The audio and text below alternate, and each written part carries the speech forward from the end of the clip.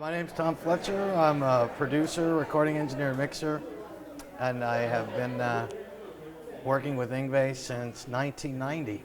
Started on the Live in Leningrad record, went on to the first production record, which was Eclipse, all the way up through Attack, and his live, his concerto for guitar with the Worked Orchestra. A lot of records with Yngwie. So what's his ethos in the studio? His work ethic in the studio? Total focus. I mean, he's he lives and breathes it. He is the epitome of what you think a rock star is. I mean, he lives and breathes it 24 hours a day. So when he comes in the studio, he's very prepared. And if he isn't prepared at the moment, it comes to him. And that's what makes it so much fun to work with Yngwie. Is that you don't ever feel like, well, is he going to be prepared? Are we going to get anything done? You always get an amazing amount of work done with him. Were any records in particular more arduous or challenging than another, as you can recall from your 18-year history with him? You know, as things changed, obviously, in the music industry and became more of like the independent scene that we know today, where instead of getting the huge recording studio that's completely built for you and going in and cutting, we did a record called Attack, which we basically did in his rehearsal room. So you had the Mackie console, we acquired all the mics and preamps, and that would be the only arduous part about it, was, holy smokes, we got to get the same sounds and the same thing, but like this now, because that's what everyone expects of us. So that would be the only arduous part about it. But at the end of the recording day, you delivered a sonic record that nobody would know that your environment was stripped down to the bare. No, and that actually, Yngwie and I would both laugh about that, is that people would say, wow, did you record this on a Neve or SSL? It's like, what do you think? Neve, that's what it was. What do you think? How did you know? How's it sound? Exactly.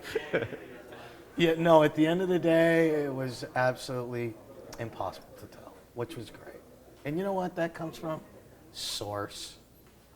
It's all about the source, right? Doesn't matter what you're using. God, they must hate me saying that out there. He has an almost sexual relationship with his guitar, doesn't he? It's emotional, it's passionate, He has this thing, and not using the phrase because of the record called Attack, but he plays with this attack that's hard to describe. I mean, Lonn, the first time I did solos with him on Eclipse, I would go on to record, I virtually couldn't hit the out, because he attacks it with such passion. It's amazing to watch in front of you like that. Your first time going through it, you're just like, even as the guy recording it, you can't help but just go, holy smokes, man. What an experience. Yeah, he's one of those jaw-dropping players, isn't he? Oh, where he is sort of alien in his talent, his ability to get his digits into other configurations. And it's funny because, a lot of people say, oh, this guy can say more with one note than people, and he can say more with so many notes than I've heard people say with one note. He's very lyrical and very musical. I've seen Al Di Meola a few times in the 70s and in the 80s, and I used to think he had that alien ability. And then on a metal level, Yngwie's very much like him, isn't he? Yeah, it's funny because they're very good friends too. Really? Yeah. Well, they have a flamboyant personality. Yes, they do.